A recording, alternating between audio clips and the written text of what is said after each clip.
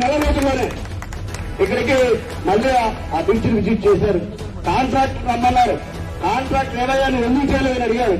62 లక్షల రూపాయల పని 5 సంవత్సరాల నాకు ఇవ్వలేదు సార్, అందుకు నేను చేయలేదండి అన్నాను.